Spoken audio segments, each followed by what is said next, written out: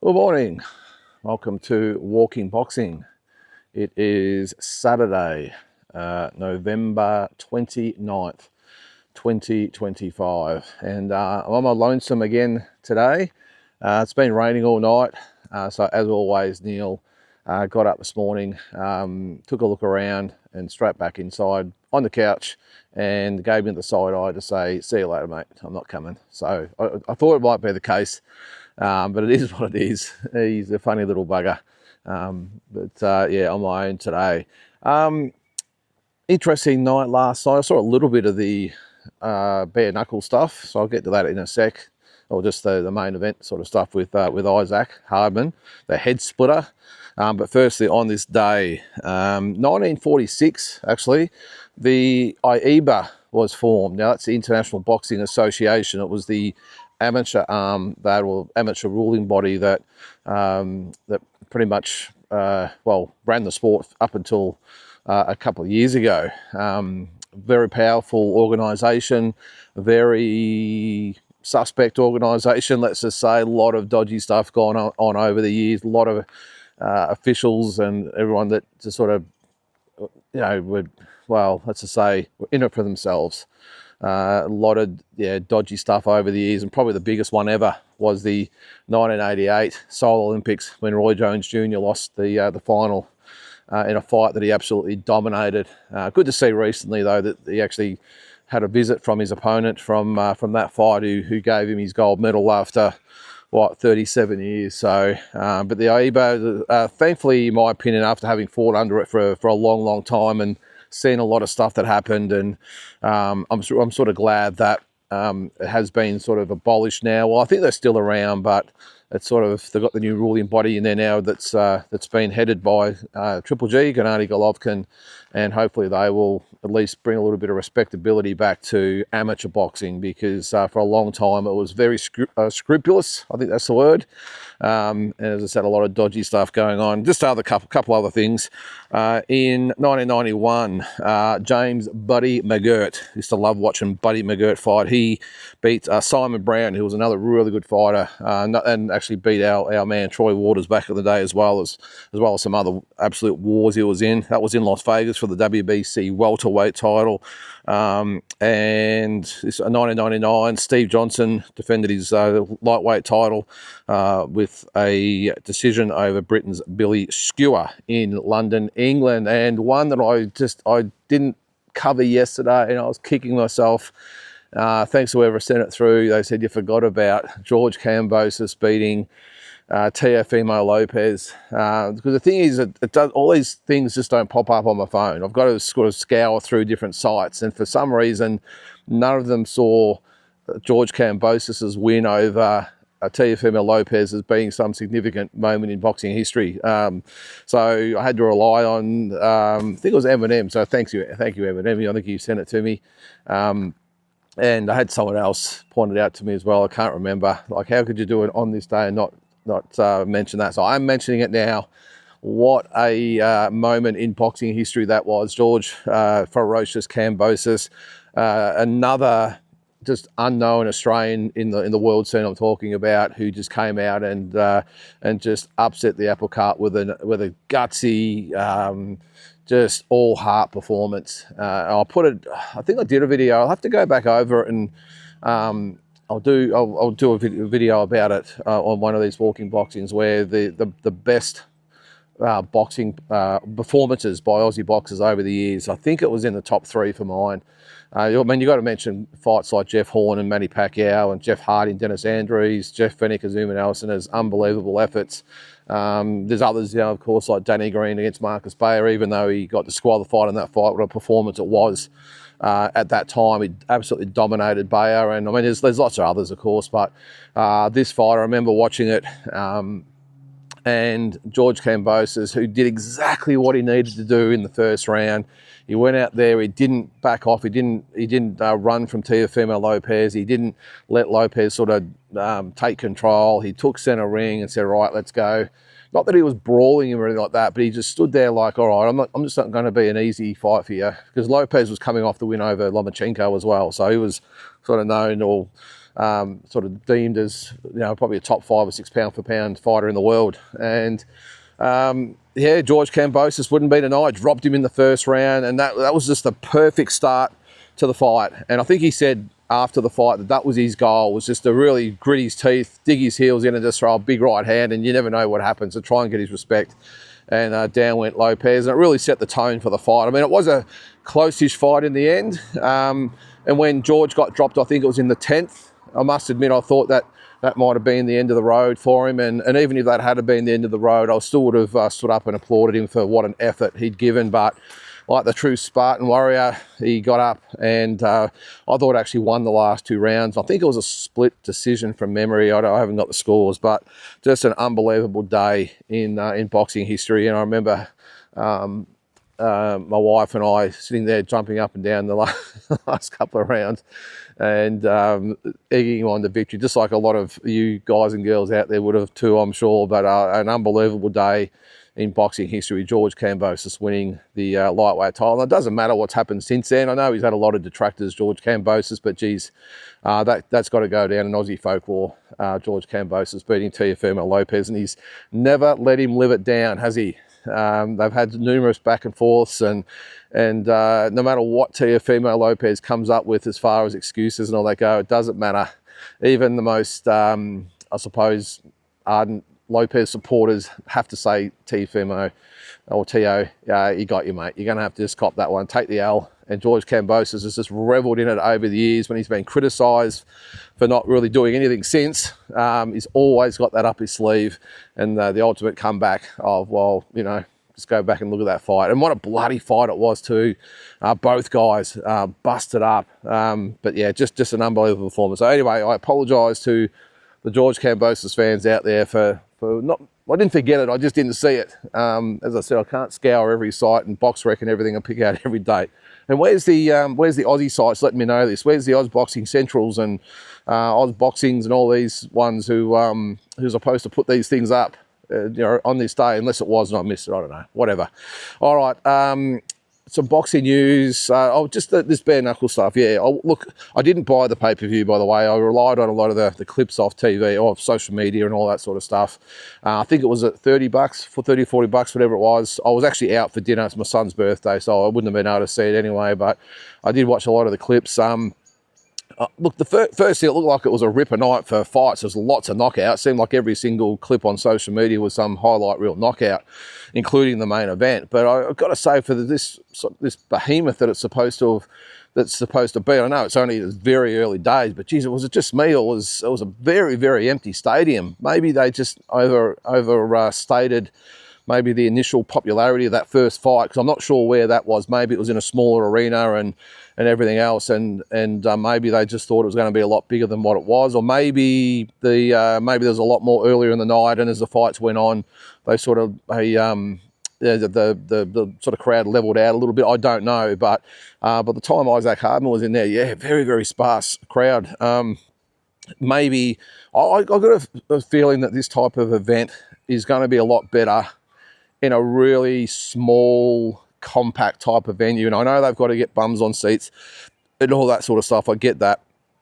But I've just got the impression that that brawling type of thing would be better in an arena that only had 2,000 or 3,000. I don't know how many was there last night. Maybe looked like there was only a couple of thousand to be at tops. But maybe it's just a small arena where you could pack them in, and the atmosphere would be like a cockfight, I suppose.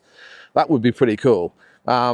I just think maybe the bigger arena, maybe not something that's suited for at the moment. But I mean, full credit to the guy that's done it. I mean, unbelievable that in his second event, he's got main event on board and all these partners around the world and all that sort of stuff, and what looked like a really good product. But yeah, it did surprise me that the crowd was very, very small. Anyway, look, obviously the arena was probably just a bit big. But anyway, I'm sure they'll tweak a few of those things and maybe go back to a smaller arena to get started, and then maybe build towards a big arena. I'm not actually quite sure where it was. Didn't look like a bad venue for brawling, or whatever you might want to call it. But the other thing that really got me is that Isaac Hardman, where are you, buddy? What happened to the Australian flag? To see him walk out with the Irish flag and then after the fight drape it over his shoulders. What is it? Is the Australian experiment in boxing really been that, and the whole experience with No Limit and everything else, really been that bad where you've disowned us? I mean, what the hell? I get that. Well, I don't know. I didn't even know he was Irish or had any Irish descent. But I mean, geez, you listen to Isaac talk. He's the most Aussie guy you'll ever meet or hear or listen to. Where was the Australian flag? And even if you wanted to, I know he's probably maybe trying to create a whole different persona or something. I don't know. But geez, wouldn't if you want to put the Irish flag up, that's fine. But why wouldn't you have the Aussie flag up as well? I don't get it. Maybe, look, I didn't watch the whole thing. Didn't see the backstory and all the rest of it in the interviews afterwards. So maybe he commented on why. But Isaac, mate, what's Aussie? You're an Aussie, mate. Okay, you might have a little bit of Irish there, but which is, I think, even Connor Wallace actually has the Aussie flag as well, doesn't he? As well as the Irish flag, and he's as Irish as Conor McGregor, isn't he? But yeah, anyway, that was my takeaway from that. But a good product. Geez, it's brutal though, isn't it? And the head splitter with that knockout. That was I could see that coming, even though just watching the highlights after watching him fight so many times. When that guy stood there and started to trade with him, I thought this is going one way, because Isaac is such a pinpoint puncher, such a powerful puncher, and a one-punch knockout artist, and he's done that to so many guys. I go back to just his first 3 boxing fights when he knocked out 3 light heavyweight prospects, really good prospects in a row, including one of my guys on one of my shows. We got him at short notice, and he come down and knocked our guy out, Matt Sheen it was, and then jumped back on a plane a couple of hours later and flew home. Took his money and went home. So yeah, no, I love the head splitter. Great, but brother, get that Aussie flag out, mate. That's not gonna make your fans very happy at all, I wouldn't have thought. So anyway, hope he hasn't disowned us, because it hasn't been that bad. We love the head splitter. All right, some other news that sort of come through in the last sort of 24 hours. Has the Saudi money dried up? Reports that the tap may be about to be switched off or turned off. I don't know the full story. I've read a couple of articles. One was from the New York Times, actually, and the other just on a couple of sites that was sort of reporting about it. But there is talk, and in my opinion, it was always going to happen. The tap of the money may be about to be switched off, and the boxing fraternity may have to go back to what they've done for the previous 100 years or whatever it's been. There is reports, not just in the boxing thing, but this whole Saudi push, I suppose, on projects and all these commitments they've got, and obviously investing in their brand with things like boxing, and I think they've got the golf and darts and all this sort of stuff as well. That the money might be about to stop because apparently a lot of projects are being put on hold or put back or cut back or whatever it might be. So the word is, or the opinion is that if it goes into the entertainment part of the business or the push or whatever it might be, is that boxing will probably be the first one to go because this is one investment that loses them a shitload of money. And look, I've spoken about this numerous times, that what happens if the money runs out and Turki Al-Sheikh's gone, because the boxing world, boxers, managers, promoters, fans have all gotten used to the Saudi money being there, almost like unlimited money, and we've all got a little bit comfortable with the whole thing, and if it does go, I suppose the big question mark is what then? Look, I don't think it's panic stations. I think it's just an adjustment period. It'll be interesting to see all those people in the industry, I suppose, whether it be boxers, managers, promoters, whatever it might be, even the fans that have just been kneeling for so long and kissing the ring of Turki Al-Sheikh. How do they adjust? Because I think they're going to have to get up, brush themselves off, take off the robe and headgear and all the rest of it they wear at the events and everything else, and get back to reality and get back to boxing that it used to be. And as I said, I don't think it'll be a massive thing. It'll be an adjustment period. The biggest thing will just be the money. Fighters, those elite fighters, have been used to getting those unbelievable paydays. I mean, I've said on here, I mean, what the hell was Canelo Alvarez getting paid $150 million to fight Terence Crawford? It's ridiculous money, really was. the concept's been great, the stack cards and all that sort of stuff, but I reckon they could have got a lot of it done without necessarily having to put in that type of money. I'm sure Canelo would have fought for half of that, really, fair income. But this is the thing, fighters are going to have to get used to, not the, you know, those 8, even 9-figure paydays, the stacked cards.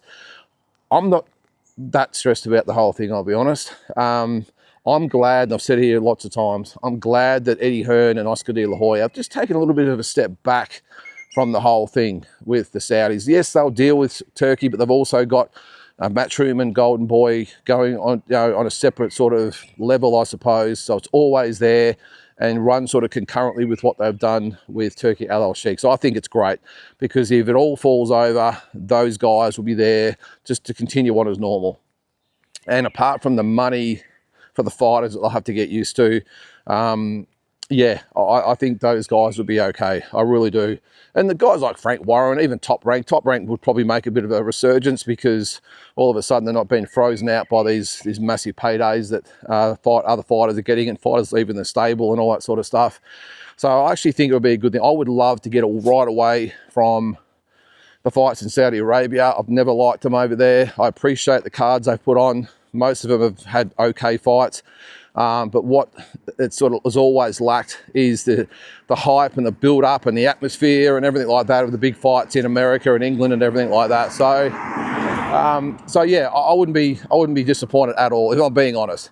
The other big question is what happens to something like the TKO boxing with Dana White. Now, that's been purely bankrolled, I think, a lot by the Saudis, with Turkey Al Sheikh being the partner. Does that fall over if the money gets turned off? So lots of big question marks. As I said, I'm quite confident that boxing's survived for 100, 150 years, whatever it's been. It'll survive for forever. It really will. It'll just be an adjustment period with everyone, and after that we'll go back. Yeah, the first couple of years might be a bit rough. The fight cards might be watered down a little bit. Maybe a lot of some of the big fights don't get made because those elite fighters have been used to getting those big paydays and are just horrified and insulted because they're now getting offered half of that money. Who knows? But I think boxing will always survive, and as I said, I'm not disappointed about it at all. I think it would almost reset boxing, and we can get back to that traditional stuff. I know I always go on about it, but get me back to Vegas, get me back to Wembley Stadium. That's what I want to see. Get back to Madison Square Garden. I want to go back to those days. The other thing will be the networks. How are they going to be? Just excuse me here, by the way. I'm walking up a steep hill here, so that's why I'm puffing and panting. But yeah, what happens with the broadcasters, with the zones and all those types of ones? There's new streaming sites coming out that we know about. So where does Netflix come into it and all this sort of stuff? Actually, I think Netflix would probably be okay, because they're doing things with MVP, aren't they? But that's the question mark. Someone like DAZN, does the investment pull out? Do they pull out? Anyway, lots of question marks, but I'm sure all will be revealed in time. But that's always been the question: how long can this go on for, and when does it end? And if it does end, the chances are it'll be abruptly. It won't be a staggered type of thing. It'll just be one day Turkey saying, "Well, that's it. I'm out. See ya. Good luck. Bye-bye," and off you go. Because you've got to remember, it's not his money. That's what I keep saying. I've said all over the journey, it's not his money. And it's okay to fork out all these massive paydays when it's not your money. Anyone could really do what he's done with unlimited funds, let's face it. That's the thing we've got to remember. But anyway, I'm not going to bag Turkey Al Sheikh. I've done that enough over the journey. He has done some really good things for boxing, let's just say so. We won't slag him off too much. What else did I have there? A couple of things. I probably waffled on a bit too long about those other things. No, it's probably... I did see that Deontay Wilder and Andy Ruiz might be negotiating for a fight. Now, it's probably about, 5, 6, 7 years too late, but I wouldn't mind seeing it. I can understand the Deontay Wilder situation, where I think he just got exposed for being an average fighter, an average heavyweight champion, and he just, as soon as the level really stepped up, he was pushed to the side basically. So I get that. But Andy Ruiz, for me, just a massive disappointment. I mean, a super talented guy, won the title, did a Buster Douglas and just pretty much handed the belt to someone else after him. Well, we handed it back to Joshua by not training and being lazy and just being unmotivated. And that's what it reminded me of, the Buster Douglas fight against Holyfield. And that's what he did. And he hasn't really recovered since. He had a couple of fights since then, 2 or 3 fights. It's really disappointing for someone that has so much potential. I must admit, I sort of yawned when I saw this fight. I mean, 5 years ago, I would have been over the moon about this fight. But as I said, I must admit, I just yawned and thought, oh, well, it's just too late. Who cares?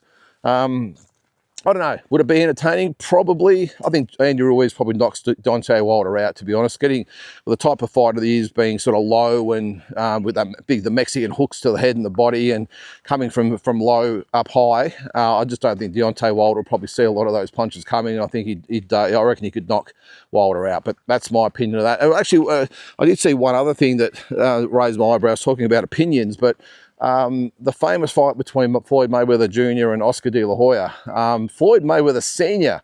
has actually stated in an interview recently that he thought that Oscar De La Hoya won that fight. I mean, just a quick little thing to end with, but I was really surprised by that. And he did say that he was supposed to be in Oscar's corner for the fight against his son, if you can believe that.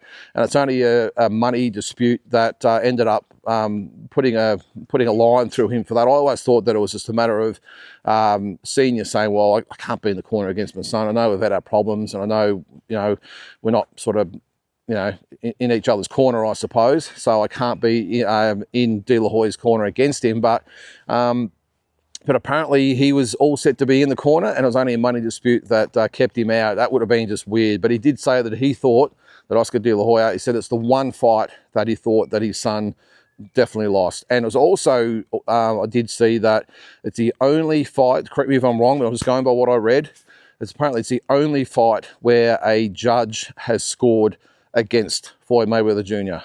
Correct me if I'm wrong. I don't know. I know he had some close fights, Collazo and, was it Collazo? Who was it? Castillo. Sorry, Castillo. So I know, but I'm not sure whether he actually lost on any of those scorecards. Let me know. But that's what it said. That was the only fight ever that a judge scored against Floyd Mayweather Jr. in a fight. But anyway, on that note, go do your research. Have an awesome Saturday, and we will catch you tomorrow.